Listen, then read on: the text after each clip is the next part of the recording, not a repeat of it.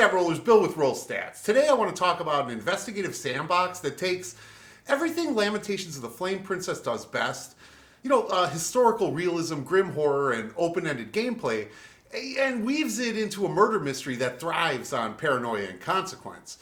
Terror in the Streets, written and illustrated by Kelvin Green and published by Lamentations of the Flame Princess in 2021, does exactly that. So, in this review, I'll go deep into the story and the mystery, at the heart of Terror in the Streets. And I'm going to discuss how this dark, immersive Lamentations adventure holds up at your table. Is it an adventure that's worth running, right? But before we go any further, this is your obligatory spoiler warning. I'll be talking about the details of Terror in the Streets, so if you want to experience this firsthand, and you do, it's a great mystery, maybe send your referee this way instead, and, come back after your first playthrough. So this Lamentations adventure throws your players into 1630 Paris, right? Europe is burning, drowning in blood as wars and political upheavals tear nations apart. But France, for the most part, stands strong, until now. Something terrible has come to the streets of Paris. Children are, vanishing, parents are gripped with fear, the city murmurs with paranoia, and the growing unrest threatens to spill over into violence as a phantom figure stalks the streets, taunting the authorities while, leaving nothing but confusion and grief in their wake. Can this criminal be stopped before more children disappear? Well, that's for your players to figure out, right? And more importantly, what is really going on behind these kidnappings? Why are these children disappearing? Why are these things happening? This is the world of Terror in the Streets.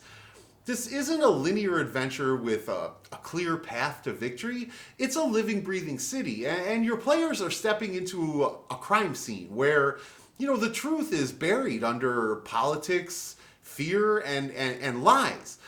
Terror in the Streets really drops your players into the heart of a city that is on the edge of chaos and asks them to do really the impossible. Solve a string of disappearances before the city, tears itself apart, right?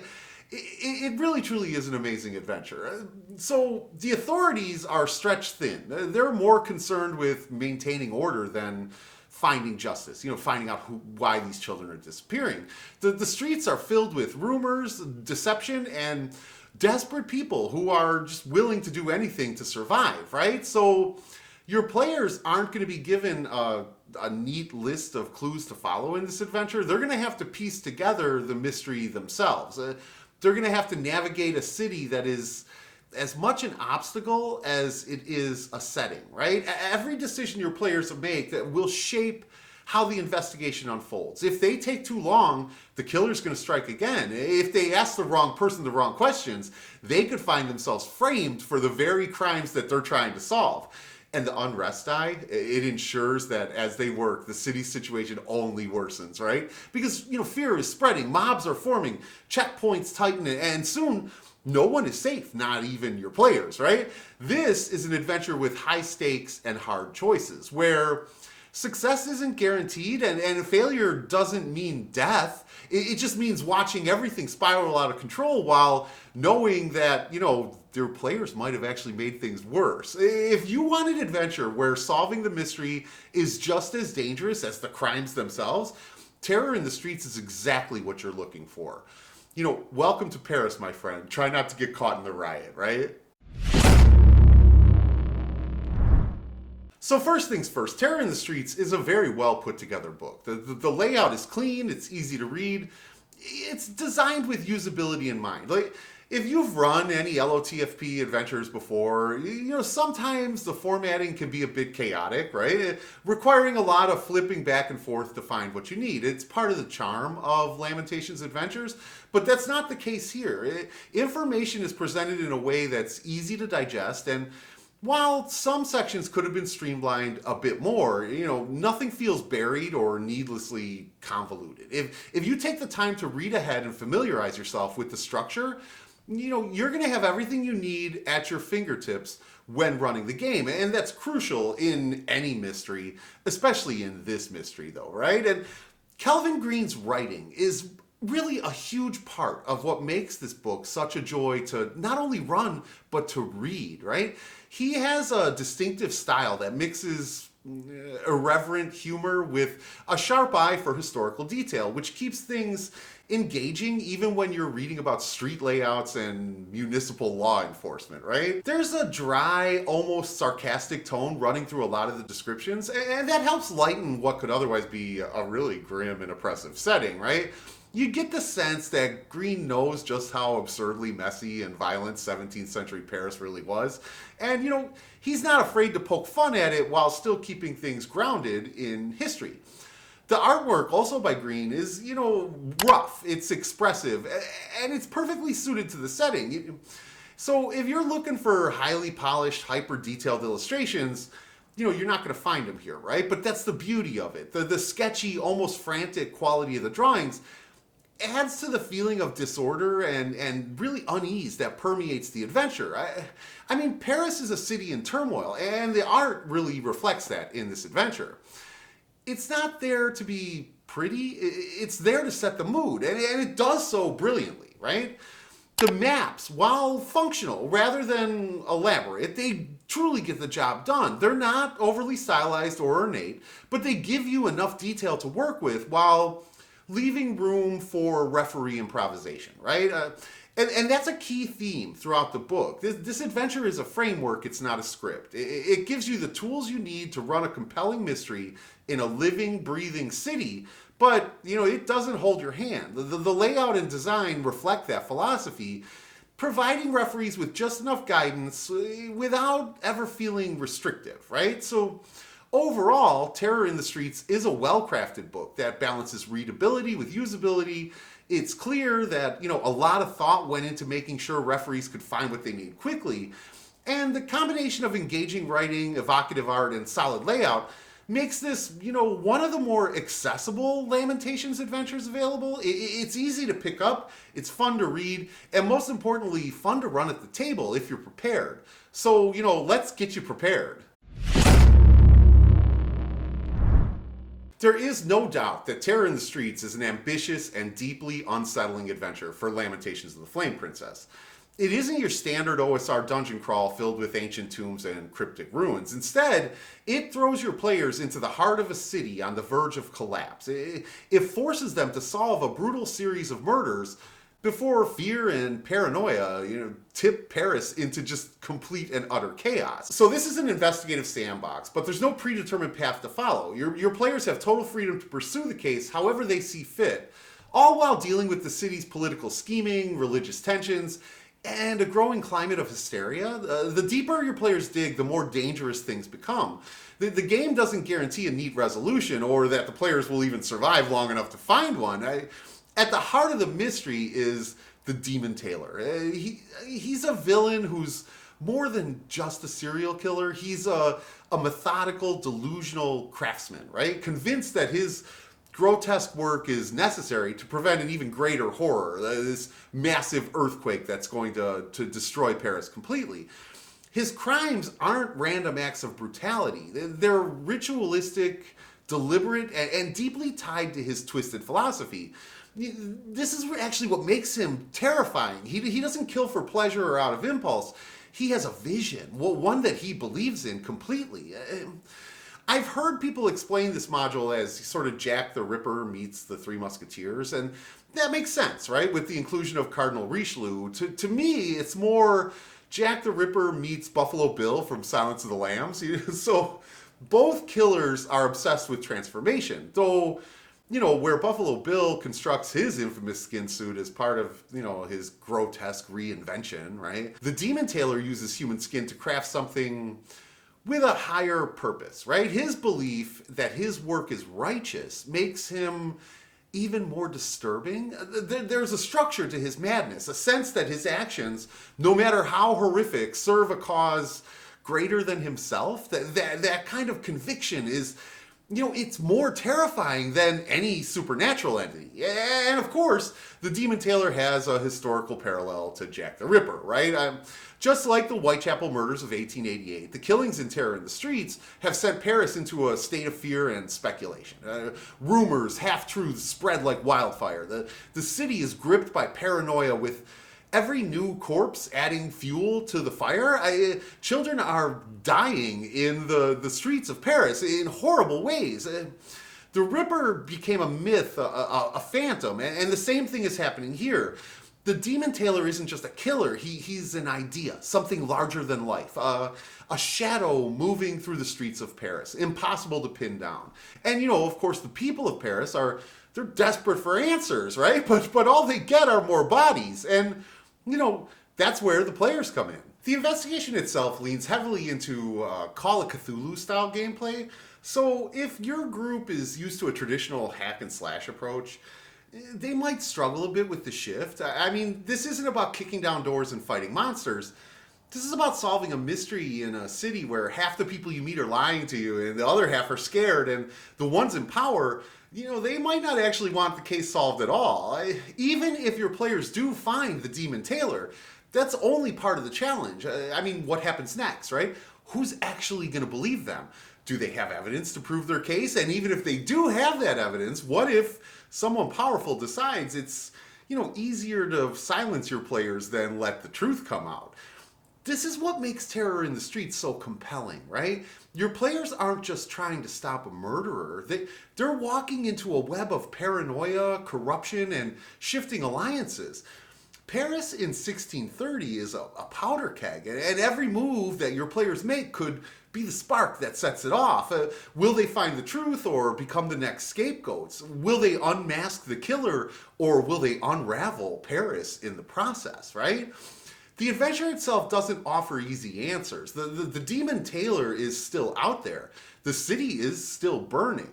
And no one, not even the referee, knows how this story will end. So Paris in 1630 isn't just a backdrop in terror in the streets. It's a living, breathing force that reacts to everything the players do. This is a city teetering on the edge. It's rife with crime, disease, religious paranoia, and, political backstabbing. Everywhere you turn, there's tension, whether it's between the monarchy and the nobility, the church and the common folk, or even just between rival factions who are vying for power, in the streets of Paris. This is not the idealized Paris of romance and art, right? It's a city that's filthy, it's dangerous, and overall, it's just a city waiting for an excuse to explode. The adventure does a fantastic job of bringing this era to life without bogging you down in unnecessary historical minutia, right? Like, you don't need to be a scholar of 17th century France to run this, although that would be cool, right? And your players certainly don't need to be experts either, right? Instead, the game gives you just enough detail to establish the setting and the tone, and then just lets you run with it. There's enough flexibility here that you can dial things up or down depending on how much historical accuracy your group enjoys, right? Cardinal Richelieu looms in the background, a figure of immense power who, could be a shadowy benefactor or a dangerous antagonist, depending on how events play out.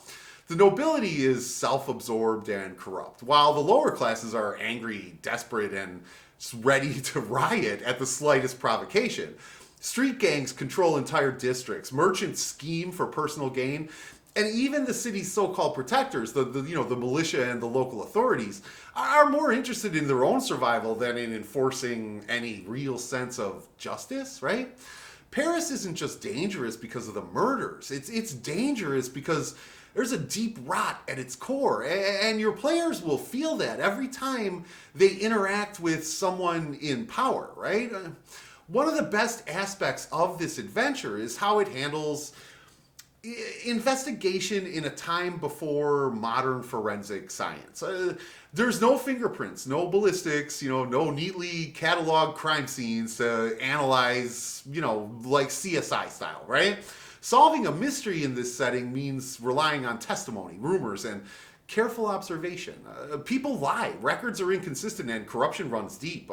A witness might swear they saw something they didn't just to get rid of the authorities, while, an innocent person could be executed simply because the crowd demands a culprit, right? This is the world that your players are stepping into, a place where justice is arbitrary, for sale, information is unreliable, and the wrong move can see them branded as criminals themselves. They could be blamed for the very crimes they're trying to solve. That's what makes Terror in the Streets so immersive. It's not just about catching the killer. It's about surviving in a city where order is an illusion and where the powerful wield influence like a cudgel. Well, whether the players try to navigate the political landscape, deal with the criminal underworld, or simply do their best to stay ahead of the chaos, they're going to quickly realize that Paris itself is just as much an antagonist in this adventure as the Demon Tailor, which, brings us to the Unrest Die. So one of the most brilliant mechanics in Terror in the Streets is the Unrest Die. It's a simple yet brutally effective way to track Paris's descent, into chaos, right? At first glance, it's just a D6, but in practice, it's a ticking time bomb that steadily raises the stakes as the players investigate. The deeper they dig, the more bodies that turn up, the more the people start to panic, the harder everything gets. Paris isn't just sitting still, waiting for the players to solve the case. It's actively reacting to the events spiraling into paranoia and violence. The Unrest Die starts at 1, but escalates as, the situation worsens. Each roll determines how bad things are getting, and as the number climbs, so do the consequences. It starts small, maybe the authorities become more suspicious, or, people are less willing to talk to your players. But soon, the whole city is feeling the pressure. Travel becomes difficult as, new restrictions and tolls pop up, or curfews are enforced, making nighttime investigations more dangerous. Their informants disappear, or either arrested, killed, or just too terrified to speak. And eventually mobs form looking for someone to blame, and the players might just find themselves on the receiving end of that mob's anger. And what I love about this mechanic is how it keeps the game from stagnating. Investigative scenarios can sometimes feel slow, especially if the players don't follow the right leads or, they hesitate to take action. But with the Unrest Die, there's always a sense of momentum. The city's a pressure cooker, and your players can feel it heating up around them. They can't just sit back and, theorize forever. Time is against them, and every misstep could make things worse. This mechanic is a perfect fit for Lamentations, where the world is never a neutral backdrop, but an active hostile force. Paris doesn't care about justice or fairness. It's a city full of desperate people trying to survive. The Unrest Die ensures that the players are never operating in a vacuum. Every action they take has consequences, and the city itself is watching. It's waiting, and it's ready to explode. So the most organic way to bring your players in is if they already have a connection to one of the missing children's families, right? This works well if you've been running a longer campaign and can tie a name like Henri Penon or, Julien Pascal into their backstories. If the players have been in Paris for a while, they might have done a favor for one of these families in a previous session, making the disappearance more personal. They know the child. That way, they're not just taking on the case because they're told to. They actually care about what's happening. They want to get to the bottom of it. They're seeking revenge, right? Another classic option is having the authorities summon them because of their past reputation. And of course, the text takes a tongue-in-cheek jab at the idea that Lamentations player characters would ever have a reputation for being reliable and successful investigators. And honestly, fair enough, right? But if your group has played through other adventures where they've handled tricky social situations or solved mysteries, or even just managed to not burn everything to the ground, right? Like, you can justify the authorities reaching out to them. Maybe they've gained some notoriety as problem solvers or problem makers who somehow still manage to get results, right?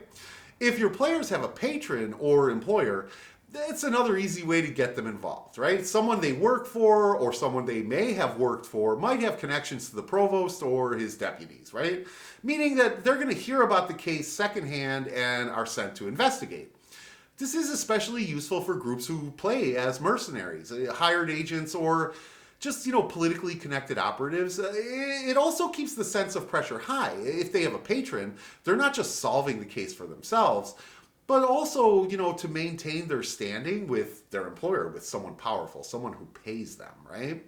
And you could always go the supernatural hook, right? So if you've decided to add a paranormal twist to the adventure, which is an option. It's not written into the text itself, but it does offer it as an option.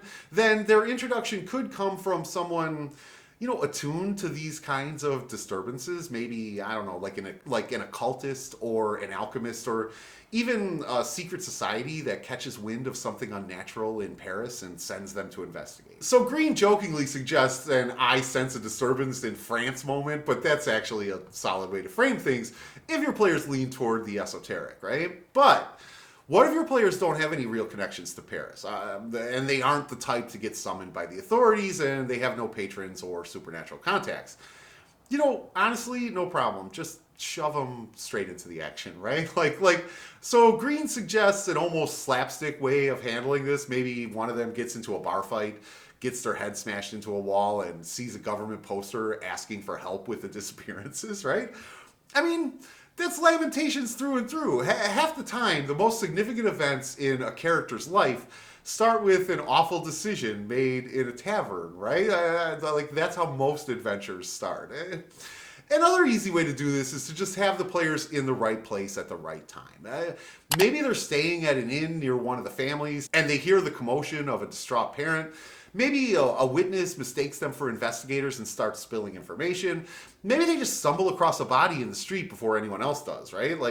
The goal here is to push them toward the Hotel de Ville, where, Deputy Provost René Sauval is waiting for someone to take on the job, right? So let's bring your players in. So once your players get involved, however they get involved, they're going to be sent to meet Deputy Provost René Sauval. But before they even see him, they have to wait, right? His assistant Armand makes them sit around 2d12 minutes, which is a fun way to emphasize that the city's bureaucracy and indifference is really prevalent, right? Paris doesn't stop for a few missing kids, and neither do its officials. When they do finally meet Sauval, he gives them the basic rundown of, the situation, right? So 4 children have gone missing, and he will give the players the names and addresses. So basically the players can start their search, right? It's their first hints as they start out on this mystery. Disappearances aren't unusual in Paris. At first, no one even connected these cases together because people go missing all the time.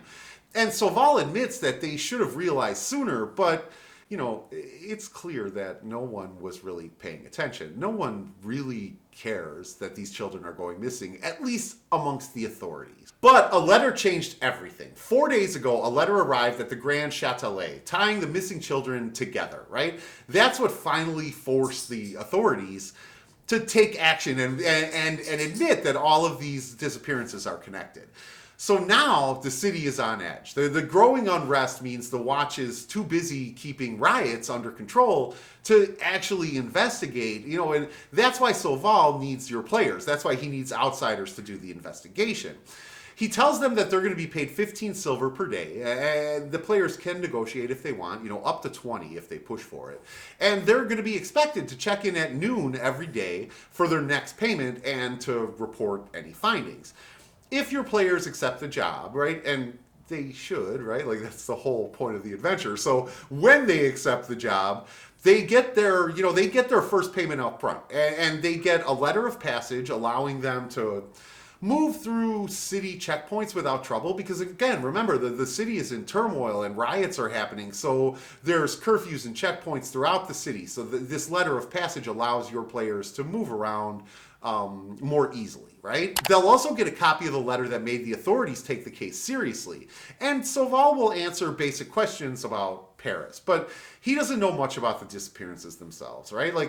His job isn't to solve the case. He just needs someone else to handle it so he can get back to managing the city's growing instability, right? Rioting is his concern right now. He doesn't seem particularly invested in whether the players succeed or not. He just wants them to get started and report back, right? This is really the perfect introduction to how the adventure is going to feel, right? The authorities are reactive, they're not proactive. They ignored the pattern completely until it was finally spelled out for them, and now they just want the problem to go away, right? The players aren't getting enlisted as heroic detectives. They're being hired as expendable outsiders to just do the dirty work. The bureaucracy is slow, the officials are detached, and the city is already coming apart at the seams, right? But it also establishes expectations. The daily payment structure forces a sense of urgency. The players can't just sit around theorizing forever, not if they want to get paid, right? They need to make progress, or at least convince Soval that they're doing something worthwhile. The letter of passage is a small but crucial piece of power, right? It lets them avoid some of the headaches of moving through the city, and the fact that Soval isn't deeply involved means that the players can't rely on the authorities to swoop in and fix things if they get in over their heads, or I should say when they get in over their heads, right? At its core, this scene does a fantastic job of reinforcing one of the key themes of Terror in the Streets. The city doesn't care about justice, only stability, right? Whether the players actually solve the case or just find someone to blame, the people in charge just need the unrest to die down. It's a perfect launch point for an investigation where the biggest dangers aren't just the killer, but the way the city itself operates. So Claude Marchand, better known as the Demon Tailor, isn't some mindless slasher, nor is he a supernatural horror lurking in the shadows. At least not by default. Again, you could make him that, but as he's written, he's not. He's just insane, right? What makes him terrifying isn't just the brutality of his murders, and they are brutal, but the way he fully believes that what he's doing is necessary. He's not killing for pleasure or personal gain. In his own twisted mind, he's actually carrying out an essential duty, performing grotesque acts in the name of a cause that only he understands. That level of conviction makes him dangerous in ways a simple monster never could be, right? Like, what sets him apart from your usual RPG villain is that he isn't some distant figure waiting in a lair for the players to find him. He's active. He's out there in the streets. He's continuing his work, blending into the crowd, escalating his violence while, your players try to unravel the mystery. He's intelligent, he's careful, and he's plugged into the city's power structure in ways that make stopping him far more complicated than just swinging a sword at the problem. The adventure establishes a timeline for his murders, meaning that if the players don't act quickly or get, sidetracked, the body count is gonna rise, and the city is gonna go further into panic. And just because the players find him doesn't mean the hard part is over. Paris is full of powerful people with their own agendas. Maybe someone wants to keep Marchand's secrets buried. Maybe someone sees value in his work. Maybe the city, in its desperation for order, decides that pinning the murders on someone else, like your players, is more politically convenient. The Demon Tailor is the focal point of the horror, yes, but he's not the only danger in this web of paranoia and intrigue. This isn't a hunt the monster, slay the monster kind of adventure, right? This is something far more nuanced, where stopping the killer is only part of the equation. The challenge isn't just in catching him, it's in figuring out what to do next in a city where justice is as murky as the Seine. So one of the things that makes Terror in the Streets feel so alive is its cast of NPCs, right? This isn't just a list of quest givers and cannon fodder. Every character, from the highest noble to the lowest beggar, has motivations, secrets, and a role to play in the tangled web of 1630s Paris, right? Some are useful allies, some are dangerous enemies, and most exist in that messy middle ground where their goals might align with your players for now, right? I mean, Paris is a city of factions, and this adventure reflects that beautifully. The political landscape is treacherous, with nobles, city officials, and, religious leaders all pulling strings behind the scenes. Cardinal Richelieu, the most powerful man in France, besides the king himself, looms large as a shadowy presence. He's a master strategist, always thinking several moves ahead. he's not someone the players can simply outmaneuver, right? If they come up against him, they're going to need to be exceptionally clever, or they'll quickly find themselves trapped in one of his schemes, right? But he's not necessarily an enemy either. I mean, if the players can figure out how to make themselves useful to him, he might provide resources or protection or both, right? Though, of course, his help is going to come with a price. And then you have the criminal underworld, filled with gangs, informants, and cutthroats who, they control entire districts of the city. They are the true power, right? Navigating their ranks requires finesse. Some might be willing to sell information, while others, they're going to see the players as nothing more than an easy mark, right? The City Watch, they're just as tricky to deal with. Corruption is rampant, and many officers are more interested in securing their own power than in solving some murders, right? If the players can bribe the right people, they might get some leeway. But if they step on the wrong toes, trust me, they're going to quickly find themselves facing trumped up charges, or worse. What makes the NPCs truly stand out, though, are the little details. The writing in Terror in the Streets does a fantastic job of giving each character a hook that makes them feel real, right? One of my personal favorites is the crazed doomsayer who wanders the streets raving about impending disaster, right? He might just be a delusional madman, but then again, maybe he really does have some insight into the horrors lurking beneath the surface, right? The adventure doesn't tell you outright whether he's a crackpot or a prophet. That's left up to, you, the referee, to decide. And that ambiguity makes him a fantastic wild card to throw at your players. Another standout is the network of informants scattered throughout the city. Some are beggars, some are servants, and some are simply people who know how to listen in the right places, right? Look, trust me, information is the most valuable currency in this adventure, and figuring out who to trust and how much to pay for the truth is a challenge in itself. A seemingly friendly contact might feed the players valuable leads one day and then, sell them out to a rival the next, right?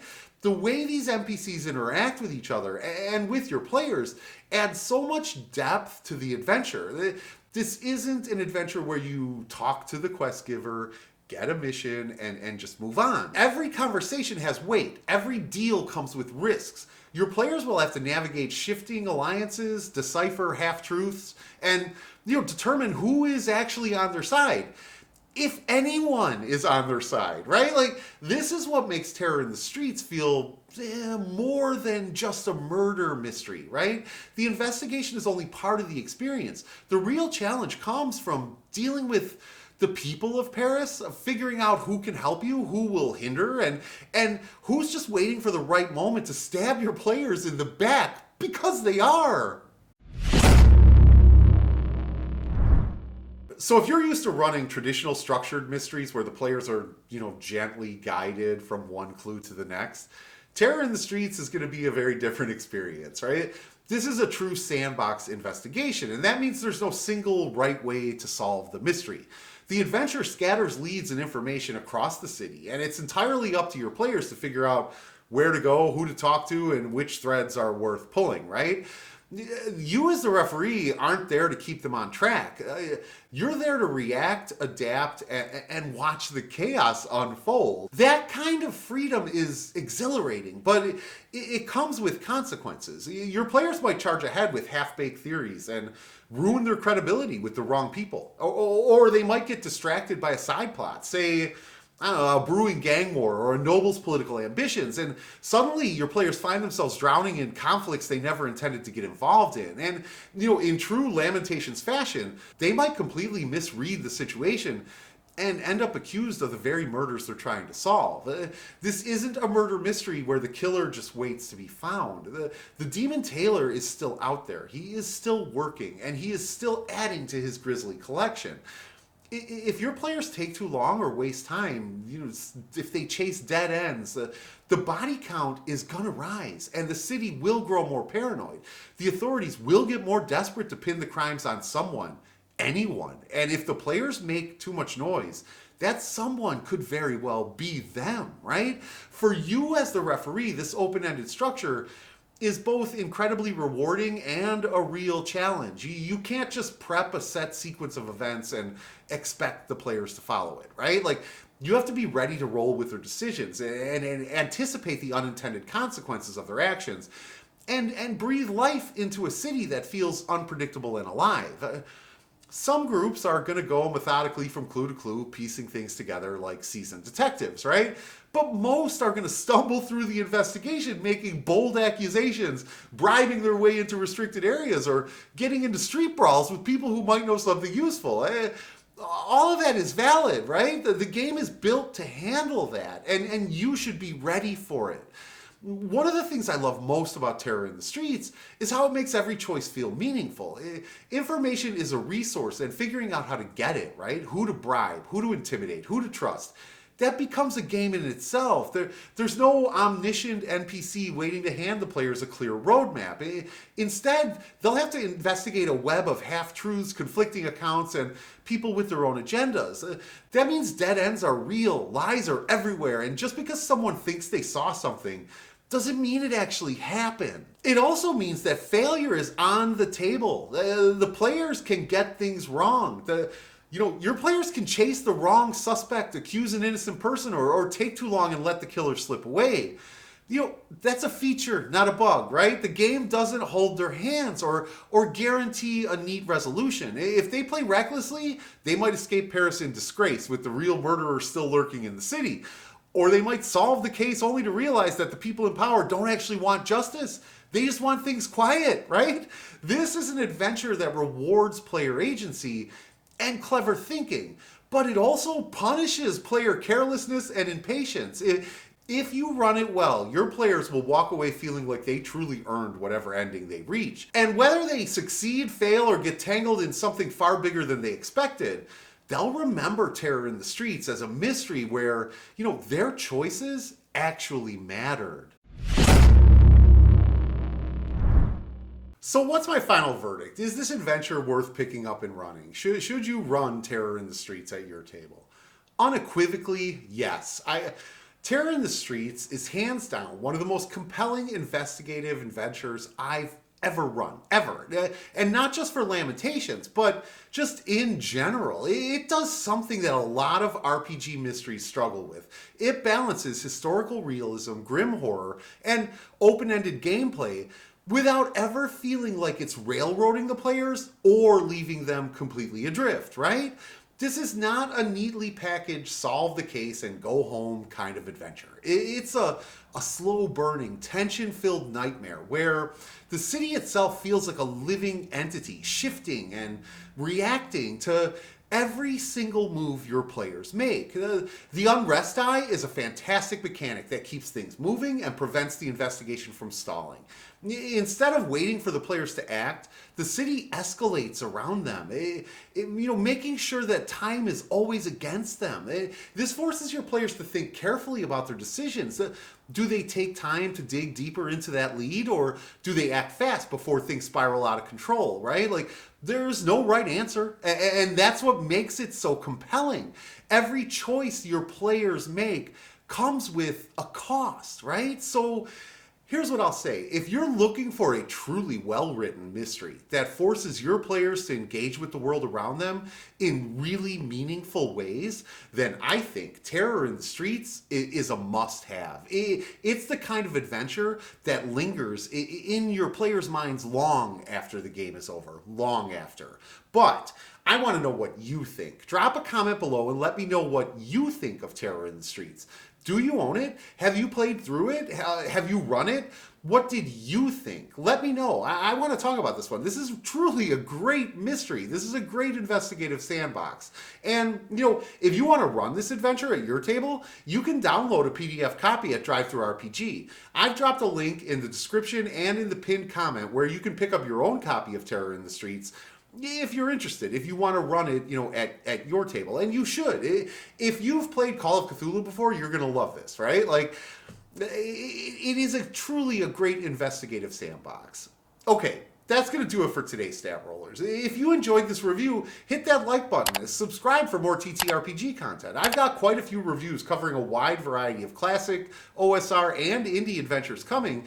including more Lamentations adventures. And remember to drop a comment below letting me know what you think of Terror in the Streets. Seriously, let's talk about it. So until next time, grab your dice, keep your wits about you, and watch your back. Paris is a city of secrets, and the Demon Tailor isn't the only danger lurking in the shadows, right? And as always, may the dice roll ever in your favor.